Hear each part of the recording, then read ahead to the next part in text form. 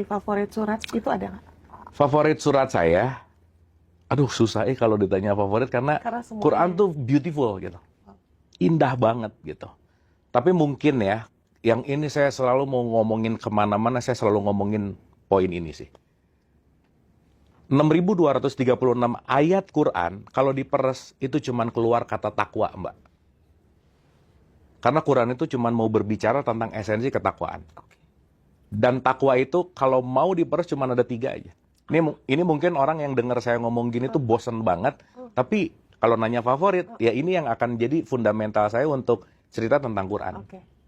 Karena ya, sorry nih ya, puasa itu jembatan.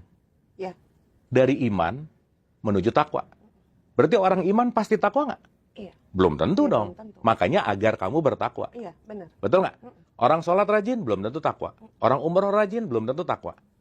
Makanya nggak ada statement Quran yang mengatakan bahwa yang mulia adalah orang yang rajin umroh. Nggak ada.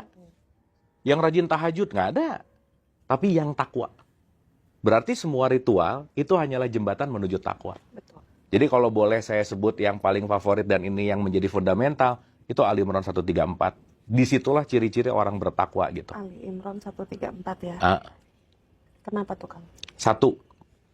Orang yang bertakwa adalah, contoh, kita kalau puasa, targetnya takwa. Berarti kan bukan urusan gak makan gak minum. Betul? Kenapa kita gak makan gak minum? Ya karena perintah kan. Pasti. Tapi kan ada fundamental takwanya dong. Oh, mengosongkan diri ya? Ya oke. Tapi kan harus relate nih sama si takwa. Oh. Betul nggak? Iya. Nah, si takwa yang nomor 1, sedekah baik lapang maupun sempit itu nomor 1. Jadi sorry nih ya, mau puasa rajin, umroh rajin, haji, terserah deh. Sholat kayak tahajud, tapi pelit, lu nggak takwa aja udah. Karena indikator parameternya adalah melekat atau melepas. Yes. Berarti semua ritual mengajarkan kita untuk melepas. Detachment. Yes. Dapat ya? Yes. Berarti pertanyaan saya adalah, kenapa waktu puasa saya nggak makan, nggak minum? Itu bukan urusan melaparkan diri, bukan. Tapi, saya punya hak makan, karena saya pengen jadi orang takwa, saya tidak mengambil hak makan siang saya kasihin ke fakir miskin. Oh, wow. Itu nilai dari puasanya. Jadi sorry nih ya, kalau orang abis sahur ketiduran terus pas bangun, langsung pertamanya mikir, nanti buka pakai apa ya? Udah pasti susah takwa aja. Wow. Kalau baru bangun aja udah mikir makan apa. Tapi kalau orang takwa, begitu bangun tidur, mindsetnya adalah jatah makan siang saya kasihin ke fakir miskin mana ya? That's it, takwa. Artinya apa? Saya nggak makan, saya nggak minum, tapi saya mau memberikan tidak makan dan tidak minum saya mau alirkan ke fakir miskin gitu. Jadi jangan sampai makan ditahan, minum ditahan, ngasih juga ditahan gitu. Nah itu yang Nabi Muhammad bilang, oh ini cuma tipikal dapat haus dan lapar. Kenapa? Karena dia nggak nyampe ke esensi ketakwaannya gitu. Sampai speechless gua. Apa lagi. Jadi di saat kita orang yang hebat itu, dia saat lapang, dia bisa menahan diri. Saat susah, dia bisa memberikan yang terbaik. Pasti. Ya artinya baik lapang maupun sempit, itu ada kontribusi gitu. Yes. Sorry ya Mbak, kenapa orang miskin tetap miskin? Karena dia melupakan hukum terima kasih. Dia lupa kalau dia terima, dia perlu ngasih gitu. Karena ada hukum perputaran. Karena kalau nggak muter, ya kita mau dapat apa sih kalau kita orang nggak ngasih? Kita hanya akan mendapatkan sesuatu yang kita beri. So kalau orang sulit memberi, dia pasti sulit menerima. Oh.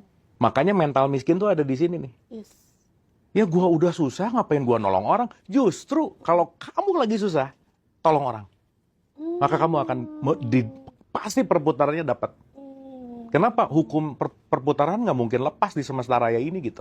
Karena semesta membaca identitas kita. Karena semesta tidak melihat rupiahmu, tidak melihat dolarmu, tapi semesta melihat sikap hatimu ketika melakukan.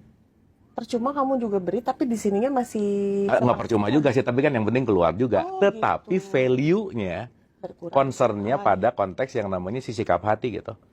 Makanya ketika aku ngasih, aku akan terima. Makanya terima, kasih, dia akan muter gitu. Artinya apa? Kita belajar untuk nggak melekat gitu loh. Yes, yes. Karena yang paling bahaya dalam hidup ini adalah attachment. Sumpah ini kok nyambung ke pertanyaan berikutnya. Bisa gitu kok merintih, sumpah. Nih, aku bilang gini di sini ya.